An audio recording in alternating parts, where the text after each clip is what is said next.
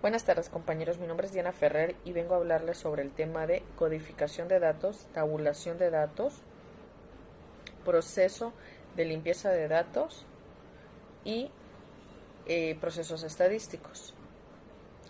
El primero nos habla prácticamente de la limpieza de datos. En este proceso de limpieza de datos se busca dar respuestas que son perseguidas por los datos, donde se buscan posibles complicaciones como respuestas inconscientes o fuera de rango. En la codificación de datos es asignada este nombre o una clave numérica a las respuestas u observaciones dentro del proceso de una investigación.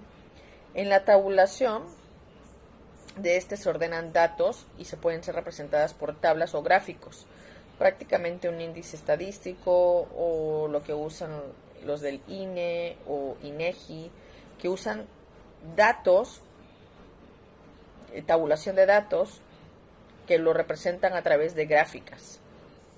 O en su caso en números, también cuando haces rangos de edades o buscas ciertos tipos de investigación, donde tengas que investigar ya sea mujeres, hombres o en otras de campo o INEGI, en fin, diferentes ejemplos que podemos utilizar en la tabulación de datos.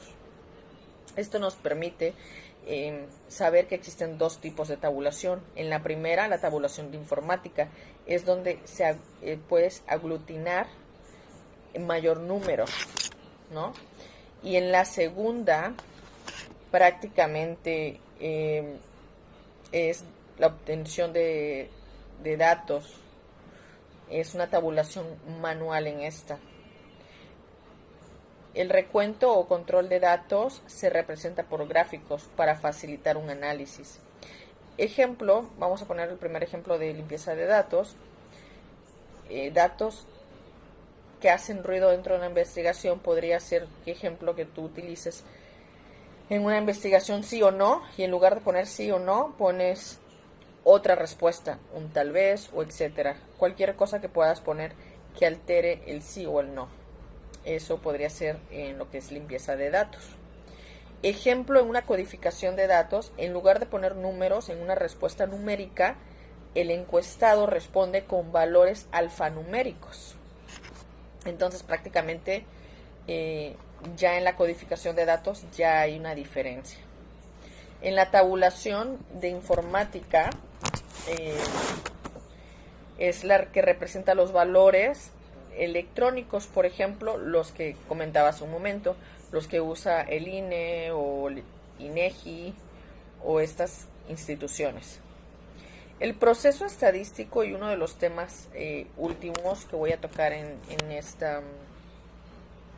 este video, es el proceso estadístico, que es el conjunto de etapas o fases que deben completarse para realizar una investigación basada en la información cuantitativa y obtener unos datos fieles a la realidad del estudio. Ejemplo, imaginemos que tenemos una heladería y tenemos que saber aproximadamente cuánto helado necesitamos tener para, en su defecto, no decirle a un cliente que no hay helado en una heladería. Y bueno, eso es lo que trata prácticamente lo que es los procesos estadísticos. Dentro de los procesos estadísticos, y para terminar el tema, debemos saber que existen 5 etapas. La primera etapa es el planteamiento del problema. El segundo es la recogida de datos. El tercero es la organización de datos.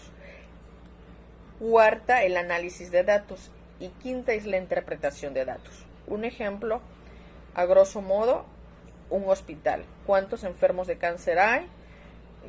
Se recogen los datos. El problema es los enfermos.